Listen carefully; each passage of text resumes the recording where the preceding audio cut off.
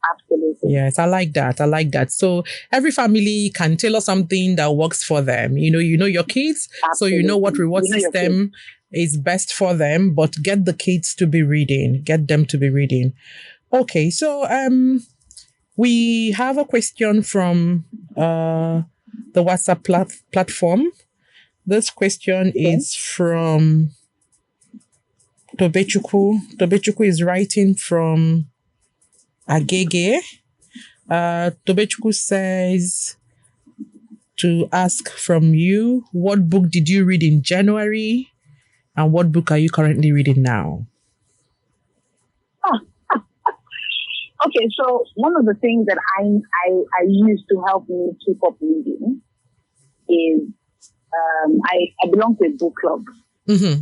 Okay, I'm gonna be shameless about this. It's called my book club NG. It's called the Book Club Lagos. And you can find them on Instagram at my book club NG. Just say the Book Club Lagos. So in January we read Nearly All Men in Lagos Are Mad. Oh, that book. Nearly All Men in Lagos Are Mad. It's by Damila Rekuku. Yes. Okay. And it's a collection of short stories. Mm-hmm. Basically, it's about women who have survived romantic relationships with all kinds of guys in Lagos. Mm. Okay. It's different people, serial killer, mommy's boys. I'm definitely going to read that book. The Instagram. the Instagram. You know people that say, fake it till you make it. Yes. You know, the Instagram fine boys, you know, the mommy's boys, the sugar babies, sugar babies, you know, sugar boys, all manner of people. There is somebody who was being abused by her husband for, I can't remember exactly how the story was, but something along the lines of she being abused by her husband. She was the one making the money in the family. Typical Nigerian story. One making the money in the family. But the husband wasn't working. He wasn't earning shishi. But he was terrorizing her. Abusing her. He was terrorizing her. God bless you. He was terrorizing her. And he was cheating on her. He was terrorizing her and he was cheating on her. Double jeopardy. Okay? And then she finally caught on to the nonsense he was doing and kicked him out. Essentially, and married her driver. Some interesting story like that. Yes. Okay. That's right. That ending. There was actually a good ending because she found love. She actually found love. There was another one. There was a wife that took a knife to her husband's penis because he was being unfaithful, and there was some family, you can't do this. The family got involved. You can't do this. This is not right. The woman should not be doing together. Meanwhile, the man has been terrorizing my life. Wow. There was so many things. There was I'm certainly going to read this book. She was done with Black Lagos people. She was with group and Olivo that was going to take care of her. Meanwhile, the Olivo national showed her fair. Oh. Okay. Because I said he might be Olivo, but he's a Lagos boy. Just the time, he might be Olivo, but he's a Lagos boy. But he was, I know. She was looking for her soulmate, right? She was tired of all the shenanigans and all the relationships that she'd been in, and she was just tired.